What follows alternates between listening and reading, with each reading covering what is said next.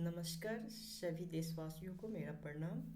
मैं आज एक नए टॉपिक पे बात करने वाला हूँ। भारतीय किसान को हमारे देश के अन्नदाता कहा जाता है, जो गर्मी सर्दी बरसात कभी नहीं देखते हैं। कितनी भी बड़ी मुसीबत आ जाती है वो खेती करना नहीं छोड़ते हैं।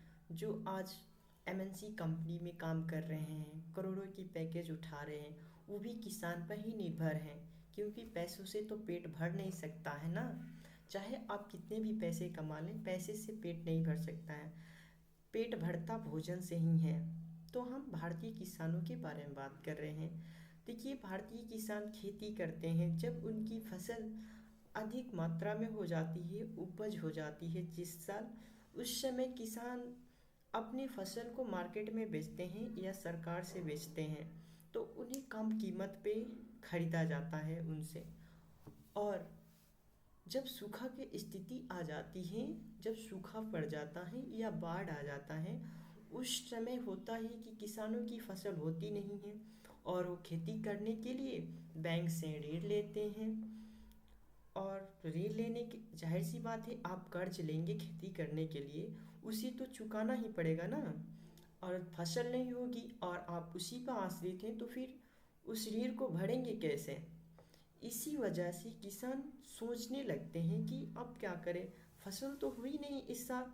फिर किसान, उनके पास कोई उपाय ही नहीं बचता है। भाई किसान कितना अमीर है कि नहीं। फिर वो आत्महत्या कर लेते हैं, जिससे आप देख रहे होंगे कि आए कुछ ही दिनों में बहुत ही किसानों ने सूखे के कारण से, बाढ़ प्रभावित के कारण से आत्महत्या कर ली है। और यहाँ तक ये भी बात है कि उनके जो बच्चे हैं वो अपने पिताजी की पेशा नहीं अपनाना चाहते हैं, क्योंकि वो जानते हैं कि कृषि से कुछ होने वाला ही नहीं है। क्योंकि किसानों को ना सम्मान है ना प्रतिष्ठा है, और उनके बच्चे 10,000 15,000 मंथली कमाने के लिए कृषि को छोड़कर शहर की ओर पलायन करते हैं। वहाँ एमएनसी कंपनी में 8 घंटे 12 घंटे जॉब करते हैं, तब महीने दिन 15,000 रुपये प्राप्त करते हैं, जिससे वो भोजन अपना देखभाल कर लेते हैं। लेकिन 1970 की दशक की अंत की बात है, जिस समय हमारा देश जो है खाद्य आपूर्ति के लिए कुछ नहीं था इसके पास पे।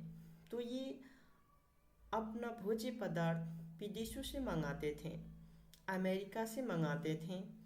अमेरिका ने कुछ दिनों तक भोज्य पदार्थों का आयात तो किया, लेकिन कुछ दिन बाद उसने रोक लगा दी।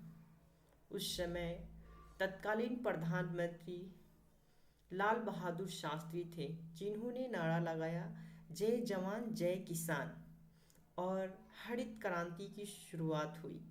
फिर किसानों ने जमकर खेती किया और निर्णय लिया कि हम आत्मनिर्भर बनेंगे। और आज तक कभी खाद्य आपूर्ति की कमी नहीं हुई, बल्कि हमारा देश खाद्य अधिशेष देश बन गया। धन्यवाद। जय हिंद।